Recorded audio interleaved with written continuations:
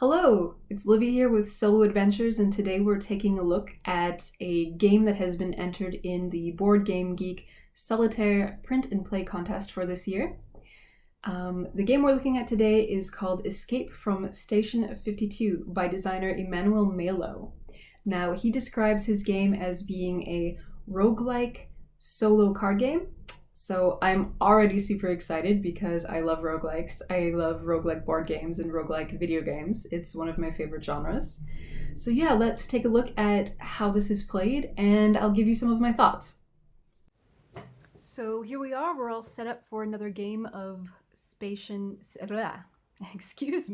from Escape from Station 52. So in this game, we play the role of Stella Hoshiko, who is the lone survivor on her space station that has been overrun with horrible alien monstrosities, and she needs to find 3 important items before getting to the escape pod.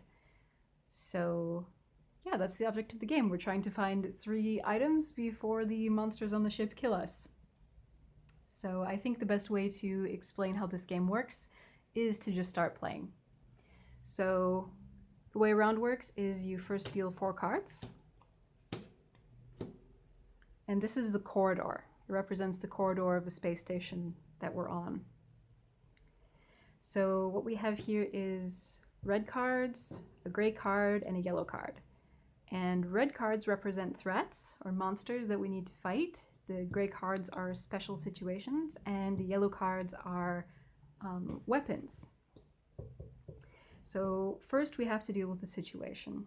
So it says take 1 damage and 1 additional damage for each card that you equip from this corridor. So I already take 1 damage, I'm down to 11. And I definitely want to take the hunting knife with me. So that's another damage, so I'm down to 10. I am going to use this hunting knife to fight this residual. So the strength of this monster is 4, and the strength of my weapon is 3. So that means I would take a total of 1 damage. That's the difference between them. So I fight the residual with my hunting knife, I take 1 damage, I'm back down to 9 hit points. The situations are discarded after you play them. And 1 card of the 3 always is returned to the bottom of the deck at the end of every round. So we only have to deal with 3 of the cards. And no matter what, even if it's a useful card, we have to put it back at the bottom of the deck at the end of the round. So, all right, let's try another round.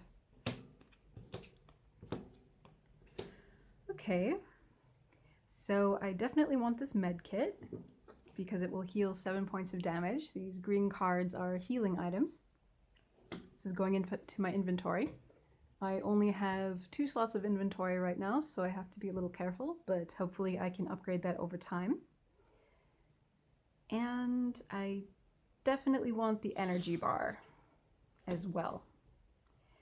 So I'm just going to fight the fractal, which is, it has a strength of 3. I don't really have any weapons I'm going to fight it with now, so that means I just take 3 damage. And I'm down to 6 hit points. And the aberrant will go back to the bottom of the deck.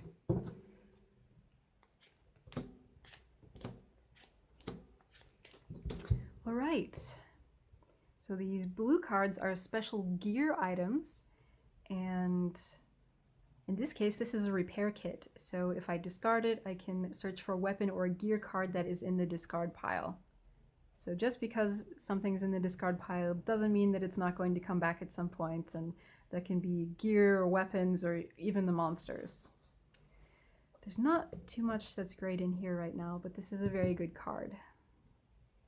So,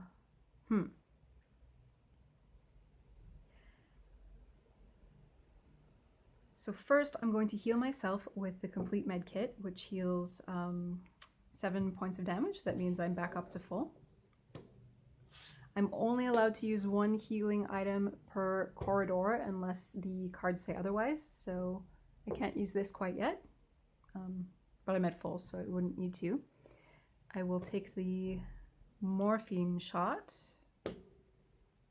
and I will Let's look at the discard. We have a level 4 and a level 3 threat. We have to be careful with these silhouettes because it says, if returned to the deck while there are one or more power 4 threats in the discard pile, then return all of them to the bottom of the deck and eliminate this instead.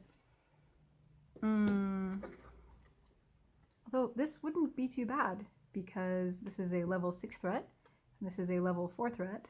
So instead of returning that to the bottom, I can just return this.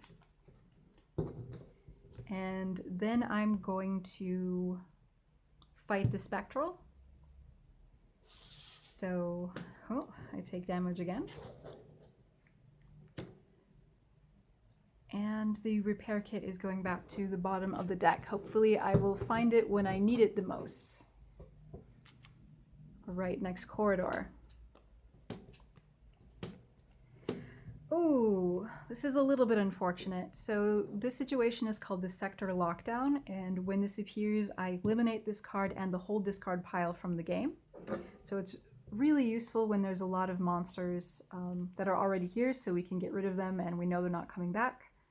But that is just the luck of the draw, so these guys are gone permanently from the game.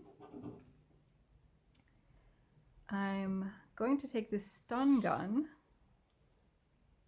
and I think I'm going to use my energy bar to heal back up to 8 hit points so I can take the data device, which I need to win, and the thermal vision goggles go back to the bottom of the deck because I have to put one at the bottom. Ooh, this is really good. All right, so the backpack, wonderful. My inventory is finally expanded. Instead of 2 items, I can now hold 4, so that's super useful. Definitely keeping that. The painkillers are a healing item, but they're special because they don't take up an inventory slot. So these just go to the side here. I am going to use this. Wait, I have to discard one of these cards. So what is it going to be? Or put one of these cards at the bottom of the deck. So which will it be?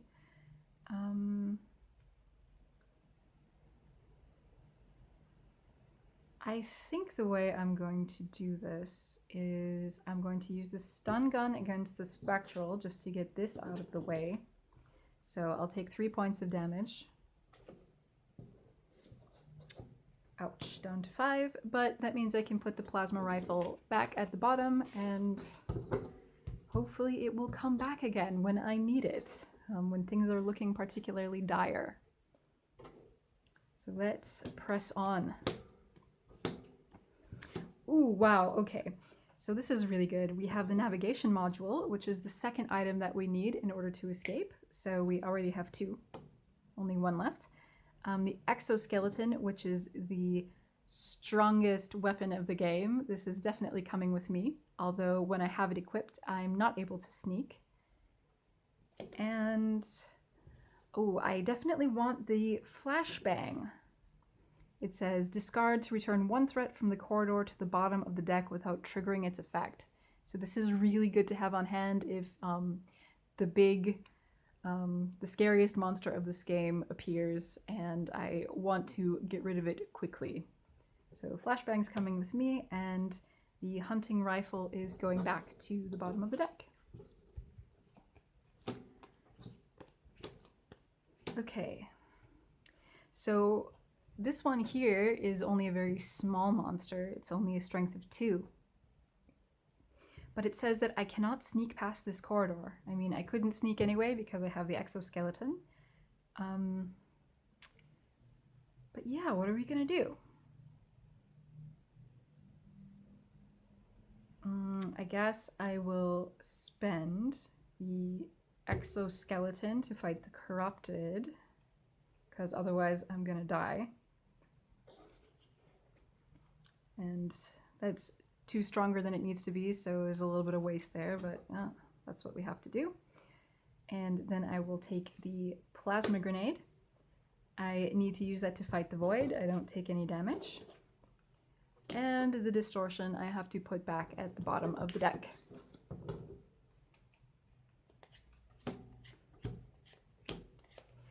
All right, so here we already have the power cell. We don't have enough space in our inventory, however, so I think what I'm going to do is I'm going to make space. I'm going to use my morphine shot and heal back up to full. So that makes space for the power cell. So we just need to find the escape pod now. I will take the flamethrower. And I think I want to hang on to it in case I meet the amalgam. So as hard as this feels, I think I'm going to have to discard this regenerator and then return this to the bottom of the deck. Okay. Dense fog. When sneaking, you can equip one card from this corridor without triggering any effects from the others. So if I wanted to sneak, I could. Oh, my inventory is so full. I'm so tempted to use this flashbang, but the nice thing about the flamethrower is I can use it to damage multiple enemies. So I think I'm going to do that. So it will be a total of 5 damage left over. So 6 and 8 against 9. It's a difference of 5.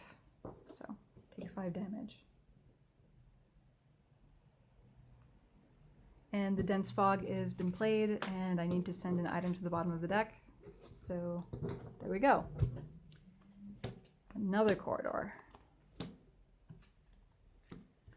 Ooh, okay, this one is full of a lot of monsters. And I only have 7 health.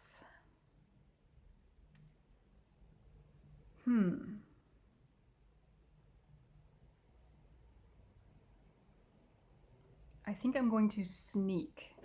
So when you sneak, you're able to put all these cards back at the bottom of the deck, but you have to take the threat that is closest to the bottom. In this case, it's a spectral. And then you put them back in random order at the bottom of the deck. The catch is that I can't sneak next round. You can only sneak 1 turn in a row. So let's hope that this corridor isn't too dangerous. All right, there's the amalgam. Okay, there's the big guy. We're going to take the... do I want to use the flashbang?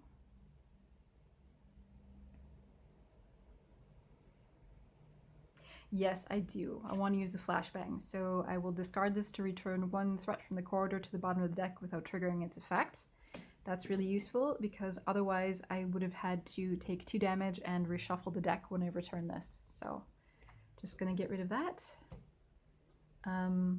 I'm going to take the submachine gun and the anti-trauma gel, and then that means the stun gun goes back to the bottom of the deck.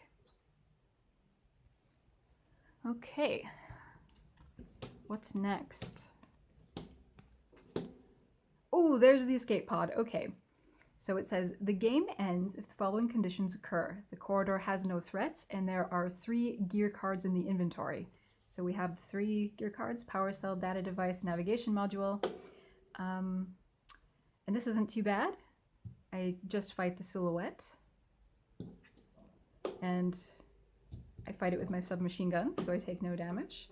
And yeah, the corridor has no threats. And I have all 3 items. So that means that I win. So let's finish up with some final thoughts. All right, so what are my thoughts about this game? I think it's better if I break it down a little bit. So first off, this is a print and play game, obviously, because it's for a print and play contest. So how easy or how hard was it to make this game? I would say it was quite easy, actually, especially if you use the method that I did, where all I did was I just printed out the cards on normal paper and I stuck them into sleeves. And I put some old cards from a game that I don't really care about behind to give a little bit of structure, a little bit of snap. So yeah, I think that's pretty easy. I also don't think it would be very hard to make these with just like a more normal like gutter fold type technique. That's what was offered in the files, and I really appreciate that because when I have a little bit more time, that's really how I like to make my cards. One day I want to invest in a laminator, but the day is not today. As for the art design, I like it. It's pretty minimalistic. I do like how vivid the colors are, and I like how easy it is to read the cards and tell what they do. The only thing is that I think that maybe they don't fit the best with the theme of the game. And that's because when I play this game, I kind of get the feeling of like those sci-fi horror movies from the 1980s, where you're sneaking around and there's some horrible alien that's just waiting to eat you. I think this game would probably have a little bit more atmosphere, be a little bit more immersive if the cards were darker, like maybe if they were black. And also, it would be really great if there were pictures on the cards, because the monsters have great names like the Void or the Corrupted, and I really have no idea what these monsters look like. I'm really curious. I want to find out, what does a Void look like? What does a Corrupted look like? And then also having pictures of the weapons would be super cool. Maybe even some flavor text. So yeah, the artwork is fine and it does what it needs to do, but I think that this game could really be elevated to another level if it had a little bit more work on that front. And I know that the designer is probably not an artist or a graphic designer, so probably it's not super easy to get art like that for a game like this, but ultimately I do think the game deserves this better artwork because I really like this game. It is a fun little puzzler. You can play it pretty quickly, it doesn't take up that much space, and it really has some excellent tension. I really get that feeling of suspense as I'm going through the deck and it's getting thinner and thinner. Is the amalgam hiding in there somewhere? Am I going to have enough items, enough weapons to take care of it? So that's really nice. That's really fun. I like little puzzly card games that I can just pick up and play a round of and then put away. The only couple points on this is that I would really prefer if it was a little bit harder, because I like my games to have a win rate of around maybe 30%, and I would say I win this game about 60% of the time. So it's a little bit easy for me.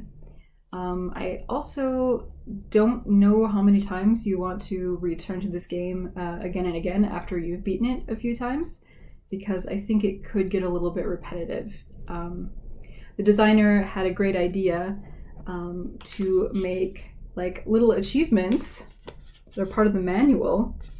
So you can try to replay the game multiple times to get all the achievements. So for example, there's one called Reborn in Chaos, Escaped with Full Vitality, which I didn't do, so I could go back and try to do that again. Or Strong Survival Instincts, Escaped with only 1 vitality left. So yeah, I guess I haven't completely completed this game. But I do think that this game would benefit a lot from maybe having different characters that you could play with different abilities. I feel like this game is ripe for expansions. Like, I feel it would be super easy to add on to it. More cards, more monsters, more items. And I guess that's really what my opinion is that I just want more. I really like this game. I think that the deck should be thicker. I would like it if the playtime were a little bit longer. Now, I know I said before I like the short playtime, but the amount of tension that you feel building when you play this game, I think would really benefit from having a little bit longer playtime. It would feel like a little bit more is at risk. But yeah, if you lose, it's okay. You can just shuffle up and deal again, and it really takes no time at all to set up. Yeah, all in all, I like this game. I would say it's really solid. If you like little solo puzzler card games, I recommend it. Go check it out. So I'm not going to give a final rating on this game just yet because I want to revisit them all before the end of the contest, before people really start voting, because I'm not entirely sure if the designer is going to update this game or anything. So yeah, thank you so much for watching this video. I hope to see you back here again, because I will be reviewing more of these games that have been entered in the BGG PnP solitaire contest. So yeah, I think it'll be lots of fun, and I will see you again, hopefully.